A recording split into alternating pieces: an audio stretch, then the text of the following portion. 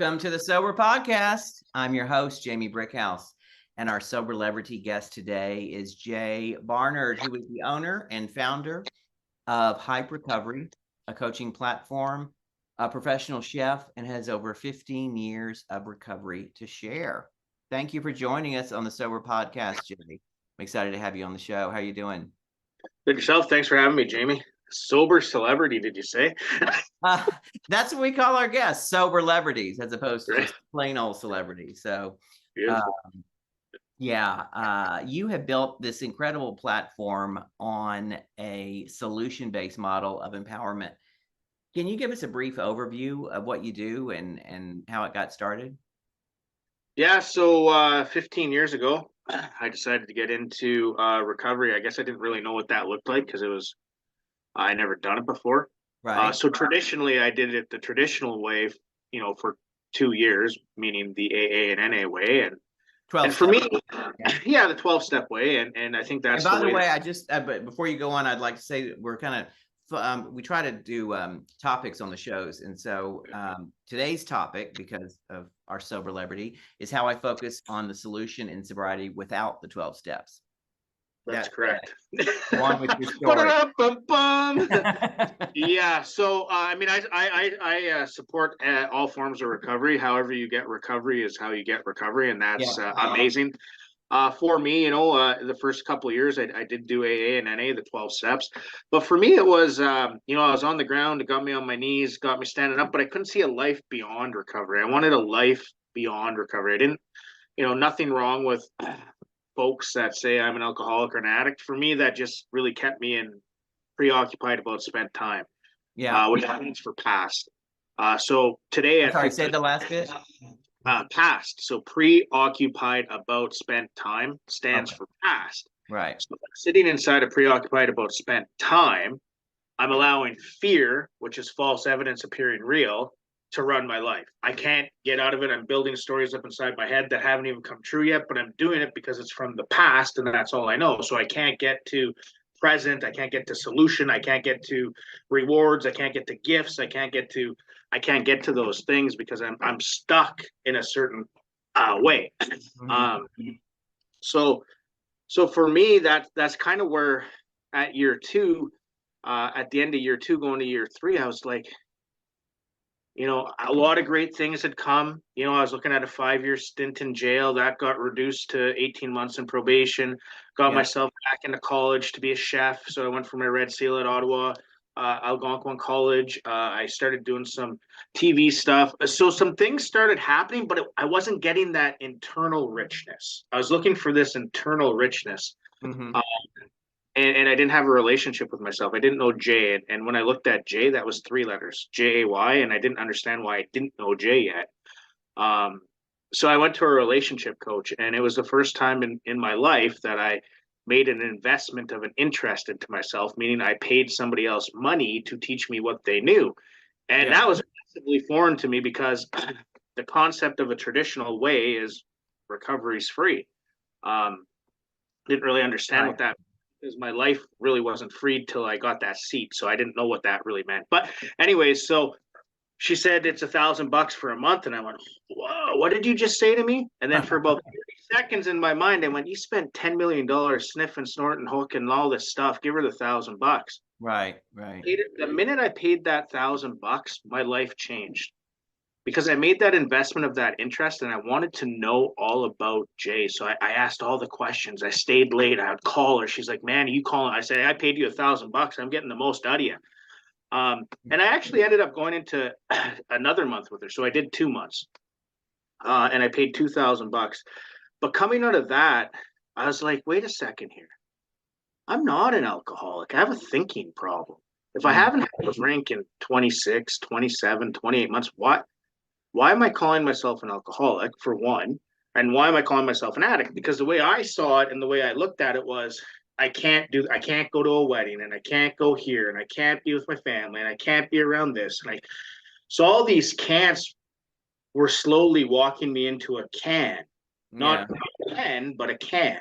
And then, so for me, I came out of there going, wait a second here. I'm dealing with thinking, thoughts, patterns, triggers, series of events, and boundaries. And essentially, that's where hype recovery was born. It wasn't called hype, or hype recovery. I was just calling it help my personal effort at the time. And then I moved to Fort McMurray, and my life. Well, what did she teach you though? She taught me about like self-love, self-caring, finding myself. Who am I? Who did, all these things that you didn't make you a bad person, Jay. It's just what you did. You have to understand who you are and get to love who you are, and Right. once you're digging deep and understanding these things and taking new words and new verbiage and new narrative and new language and changing it up, instead of saying the negative things, filling it with positive things. And all of a sudden my life became positive because I just started using different words that I didn't know about, because these words, I never heard these words, Yeah. like, so I just started really working on my thinking, my thoughts, my patterns, recognizing, identifying my patterns. Like, okay, that's a pattern. Why is that like that? Why am I thinking that way? Why is my thoughts taking me that way? Like things I didn't do in a 12-step program. Um, you know, why am I getting triggered if I go this way? Why am I getting triggered if I go that way? Why do I get triggered when I go in the? So I was really starting to identify the person the being I was, right? Like I didn't even know what boundaries were, and I ask in a discovery call when people call. I said, "What's a boundary?" They go, "It's a football line." Most people don't even know what a boundary is for themselves, right? Right. Um, so I moved to Fort McMurray, and I became a chef out there in Alberta, and then I transferred to Keano College, and I became I ran a catering company there with Impressions Catering through Keano College, and we ended up doing work for celebrities like William Shatner and Wayne Gretzky, Mark Messier, Snoop Dogg, all these different people. Yeah. People were asking me, like, what are you doing, Jay? Like, why is your life turning around? Why do you always look so happy? Um, I didn't want to tell anybody because I didn't have the confidence or the courage yet to tell people that I wasn't doing it the traditional way, meaning the 12 steps. Right. It did open up to some people that had started doing recovery differently, and they said my recovery is wrong. You're in a relapse. You're not going to make it. Like they really were negative around what I was doing.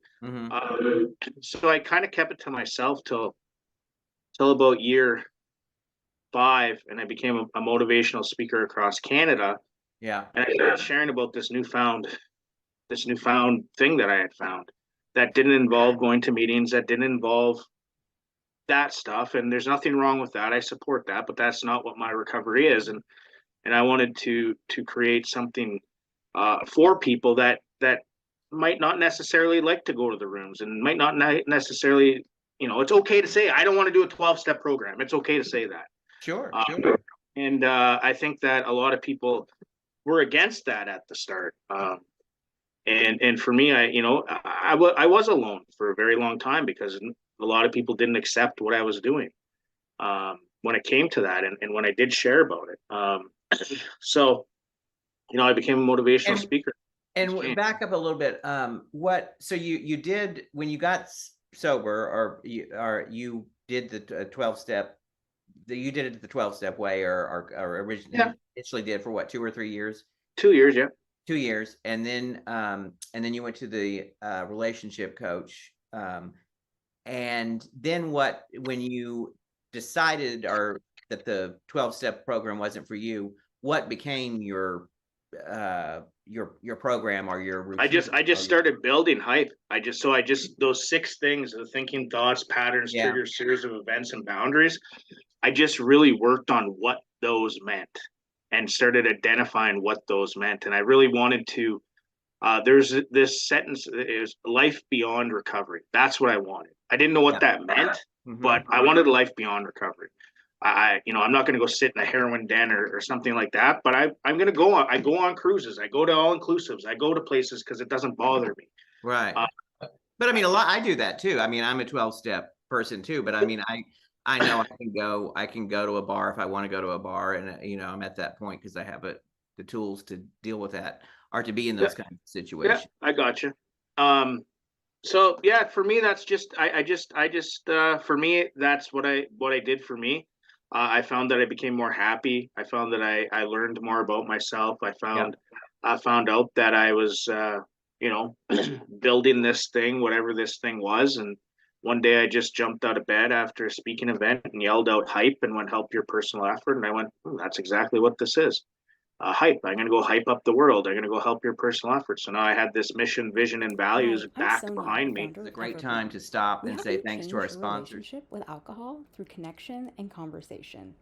We provide small group meetings where you can share your story and get the encouragement and support you need to achieve your goals.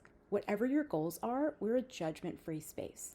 You can find us at joineverbloom.com, BLUME, and try us out with a free meeting.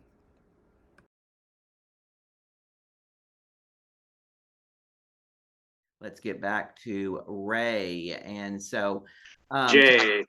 tell us about, did I say, God, I'm sorry, Jay. I made this flub earlier before we started the recording, and I called him Ray instead of Jay, and then it got stuck in my head. We are talking with Jay Barnard, and he's going to tell us about Hype Recovery. Yeah, so I really started building it from 2011, and it took until August of 2021 to actually launch it as a business. So it took 10 years to actually buckle down, write the books, create the books, become an author.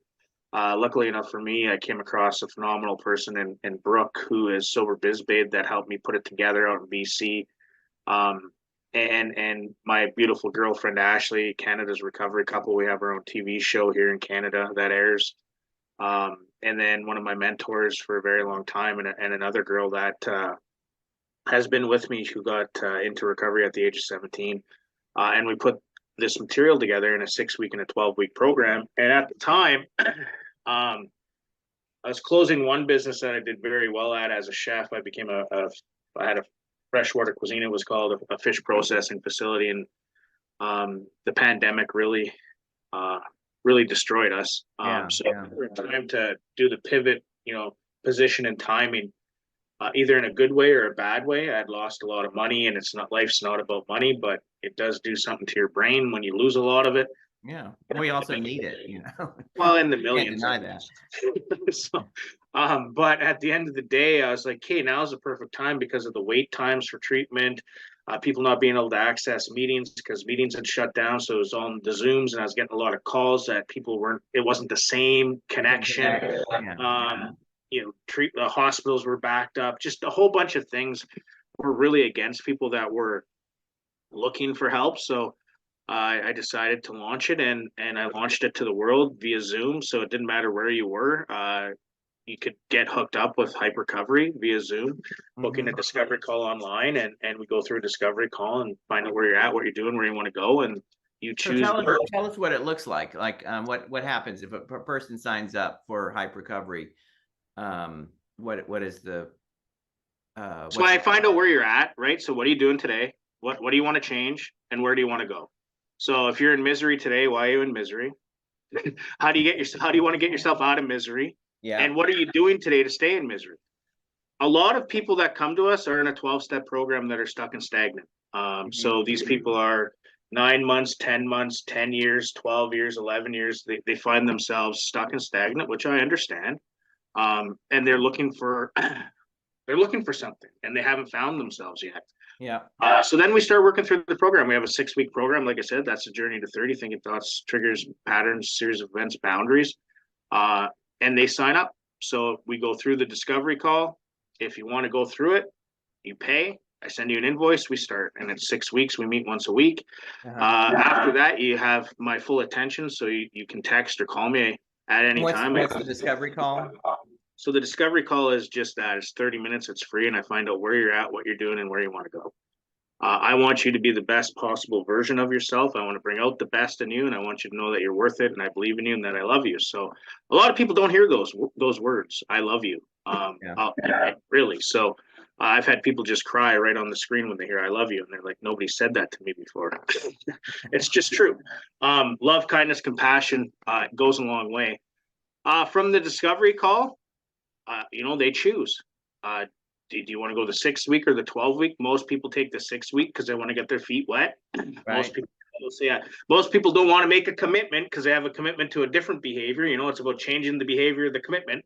Yeah. So they give themselves the 6 weeks, and they go in the 6 weeks, and then most of them transition into the 12 weeks, which is the 90, and they do the next 6. And But what's the price structure? how much does it cost? Yeah. So it's $9.99 Canadian for the 6 weeks and $19.99 for the 12 weeks.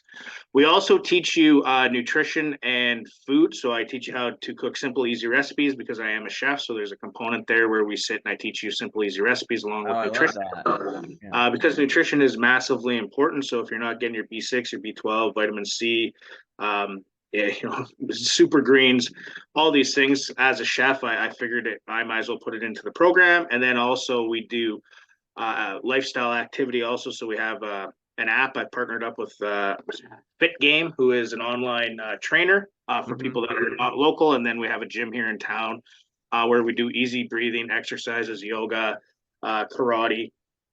So we kind of structured it in a way where it's not just all straight programming. It's actually a lifestyle that teaches you how to get the best possible self out of yourself. Love it. With the 12-step or AA, the spiritual higher power, God, is a big part of it, and for a lot of people that is a deal breaker, and can turn them off. Is there any kind of spiritual component to spirituality? I mean, I believe in God, but I don't. We don't preach or push or anything like that. I mean, when I first started, I started with creator because I was mad at God. So, I went from creator to higher power to a God. I know that there's a God in my understanding, but I don't. There is a component where we talk about spirituality, but we don't focus on that spirituality. It kind of just falls into place as you go. You know what I mean? Yeah. So it's not in our literature a lot. At all. I mean, I do have a prayer that I came up with at 4 months that saved my life, and it's in our books. And the guys and girls that come through the program are open to reading it if they want to read it every single day. They don't have to, but it's an option for them if they choose to. What is the prayer? Is it a short prayer? Can you share? Yeah, God, give me the strength, courage, hope, and faith. Keep believing in me, trusting me, having faith in me. Keep loving and caring about me unconditionally. Give me patience, tolerance, understanding, forgiveness, compassion, and acceptance of other people's struggles along with my own. Let me love myself, like myself, care about myself enough to move forward in a positive direction. Let me love myself, care about, and move myself in a positive direction. Let me live in the day of the moment to live on life's terms. My Lord, I turn my will and my life over to the care of you today and guide me in my recovery. Never give up. Keep living the dream. I love it. I may start using that prayer. That's a good one. Well, I don't know. I just can't. It was everything at 4 months, and when I said it, I woke up and I realized I surrendered. Yeah.